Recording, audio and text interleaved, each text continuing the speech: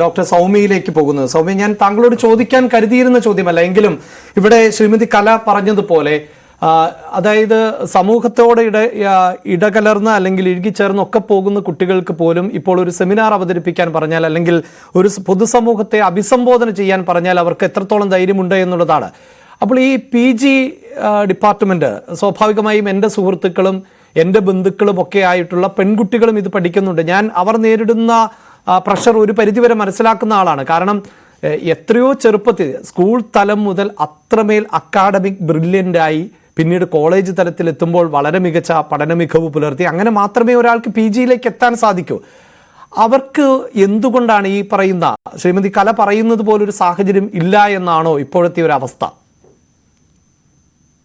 നോക്കൂ അഭിലാഷ്, അങ്ങനെ ഒരു അവസ്ഥ ഡോക്ടർമാർക്കിടയിൽ മാത്രമല്ല, മിസ് കല പറഞ്ഞ പോലെ അത് നമ്മുടെ എഡ്യൂക്കേഷൻ ഡോക്ടർമാർക്കിടയിലും ഉണ്ട് എന്നാണോ? ഞാൻ എന്റെ PG ഞാൻ ചെയ്തത് കോഴിക്കോട് മെഡിക്കൽ കോളേജിലാണ്. ഇത്തരത്തിലുള്ള സമാനമായ സംഭവങ്ങൾ ഞാൻ എത്രയോ കണ്ടിട്ടുണ്ട്. ഈ പറഞ്ഞ പോലെ നമ്മൾ പലരും വിചാരിച്ചു വെച്ചിരിക്കുന്നത് ഈ സ്ത്രീധനം എന്നൊക്കെ പറഞ്ഞു കഴിഞ്ഞാൽ സാമ്പത്തികമായിട്ടും അല്ലെങ്കിൽ എഡ്യൂക്കേഷൻ പരമായിട്ടും ഒക്കെ താഴെക്കടയിൽ നിൽക്കുന്ന ആളുകൾക്കിടയിൽ ആണ് കൂടുതലായിട്ട് നിലനിൽക്കുന്നത് എന്നൊരു തെറ്റിദ്ധാരണ നമുക്കുണ്ട്. അത് തെറ്റാണ്. സത്യത്തിൽ അവിടെ കുറച്ച് സ്ത്രീധനം കൂടുതൽ, ഇപ്പൊ ഇവിടെ ചോദിച്ചിരിക്കുന്ന സ്ത്രീധനത്തിന്റെ അളവൊക്കെ കണ്ടപ്പോ സത്യം പറഞ്ഞു കഴിഞ്ഞാൽ 150 പവൻ, അതുപോലെ എത്ര 15 ഏക്കർ സ്ഥലം. ഒന്ന് ആലോചിച്ച് നോക്കണേ, ഒരു ലക്ഷക്കണക്കിന് രൂപ, കാറ് എല്ലാം ഉണ്ട് എന്നാണ്. Car, BMW car. എനിക്ക് പറയാനുള്ളത് ആദ്യമായിട്ട് തന്നെ ആ ചോദിച്ചു എന്ന് പറയുന്ന ഫാമിലിയോടും അതുപോലെ തന്നെ ഈ കുട്ടിയുടെ കാമുകനായിട്ടുള്ള വ്യക്തിയോടുമാണ്. കാരണം കൂടുതലായിട്ടൊന്നും ചോദിക്കാനില്ല. എനിക്ക് നമ്മുടെ ഗോഡ് ഫാദറിൽ ഇന്നസെന്റ് ചോദിച്ച ഒരു വാചകം മാത്രമാണ് ചോദിക്കാനുള്ളത്. എന്തിനാ താനൊക്കെ പഠിക്കുന്നത് എന്ന് ചോദിച്ചില്ലേ.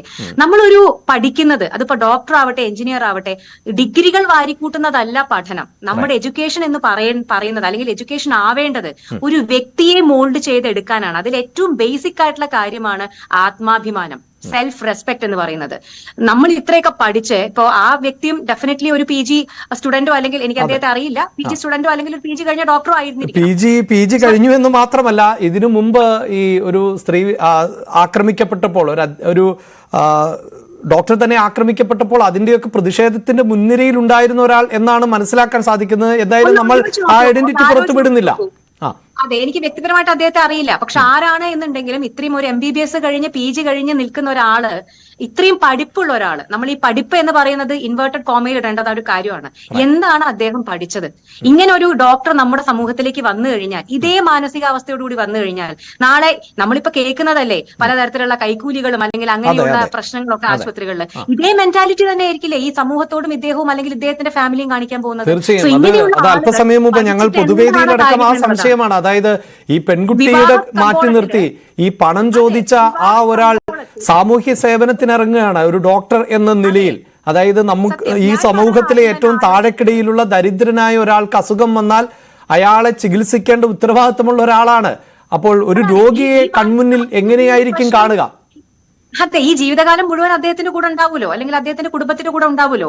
വിവാഹ കമ്പോളത്തില് ഒരു ടാഗ് ഇട്ടിരിക്കുകയാണ്, ഇത്ര കോടി രൂപ BMW കാർ എന്നൊക്കെ പറഞ്ഞ് സ്വന്തമായിട്ടൊരു വിൽപ്പന ചരക്കാക്കി വെക്കാൻ ഇത്രയും ഉടുപ്പില്ലാത്ത ഒരാള് ഈ സമൂഹത്തിലേക്ക് ഒരു ഡോക്ടർ അല്ല, എന്തായിട്ട് ഇറങ്ങിയിട്ടും കാര്യമില്ല.